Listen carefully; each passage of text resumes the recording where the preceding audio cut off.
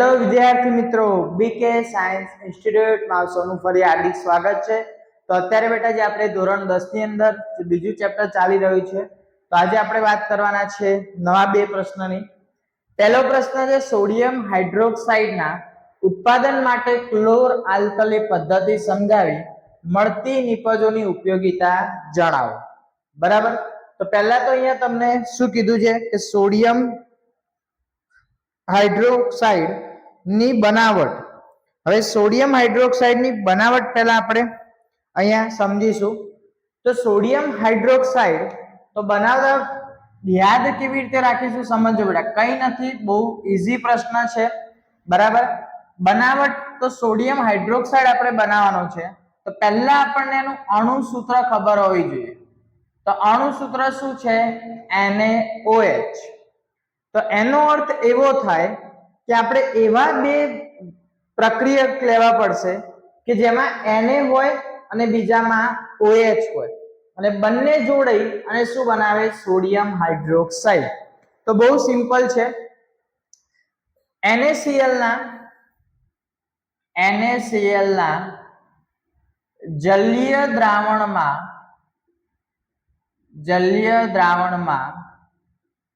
વિદ્યુત પ્રવાહ પસાર કરતા સોડિયમ હાઇડ્રોક્સાઇડ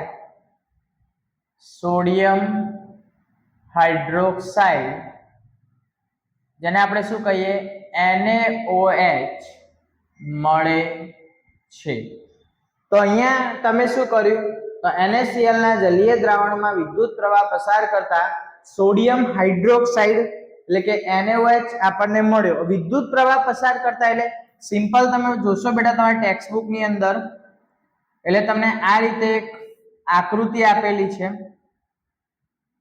બરાબર, અહીંયા દરિયાનું પાણી એન્ટર થાય છે, એટલે કે દરિયાનું પાણી અહીંથી ઉમેરાય છે।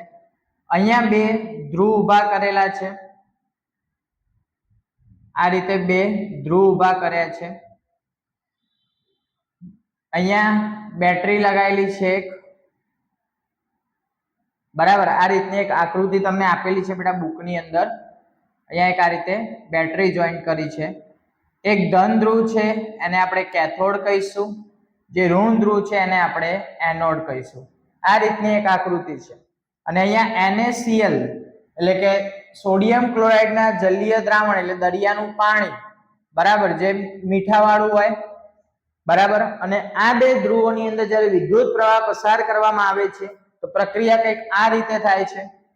NaCl વત્તા H2O એ જલીય દ્રાવણ છે મીઠાનું, બરાબર।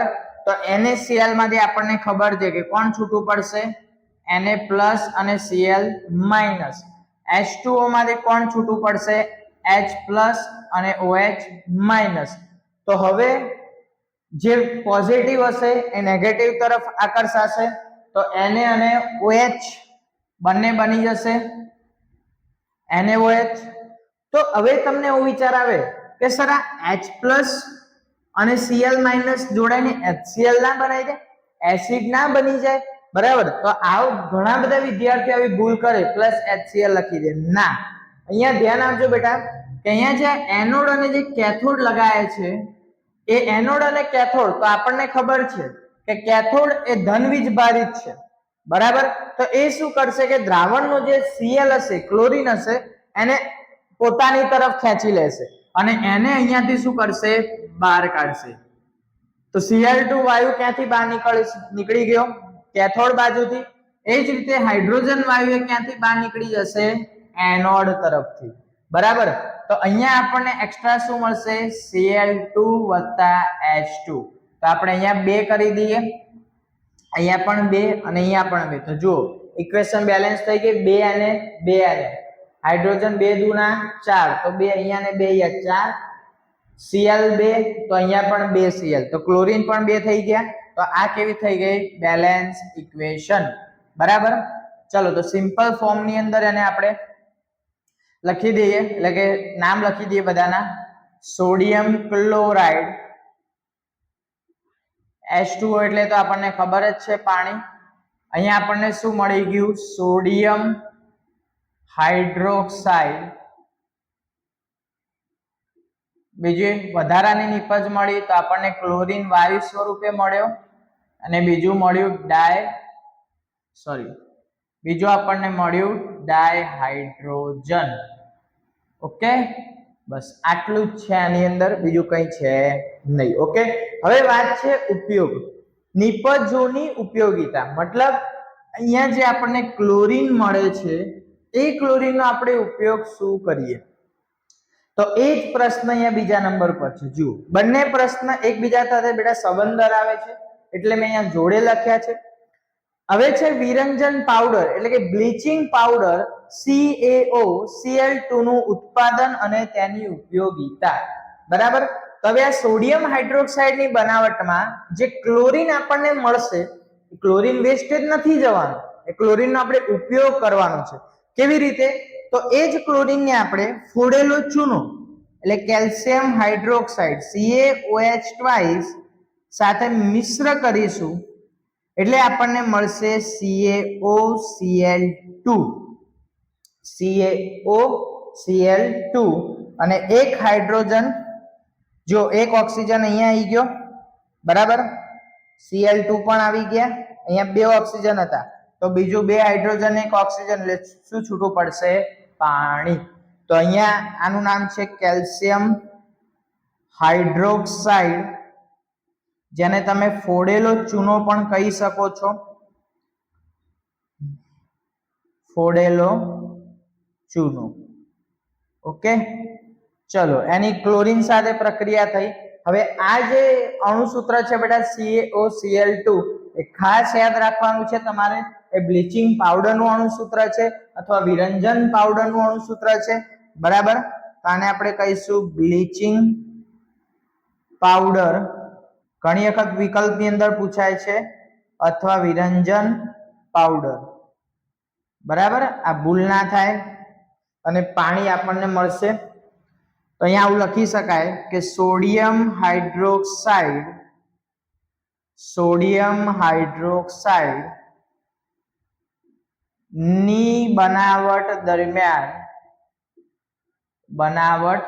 દરમિયાન મળતા ક્લોરીન વાયુને અથવા ક્લોરીન વાયુને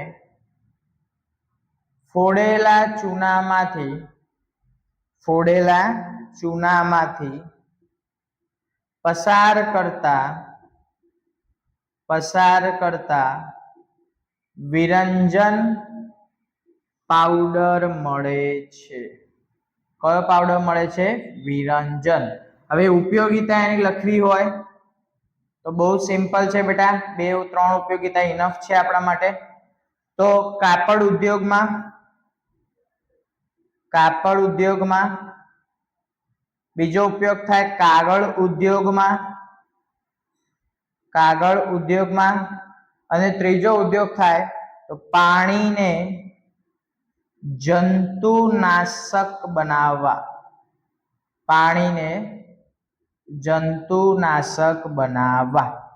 બરાબર. તો આટલા ઉપયોગ છે અને આટલું આપણે લખીએ તો ઇનફ છે. ઓકે, આ આકૃતિ તમને બુકની અંદર આપેલી છે.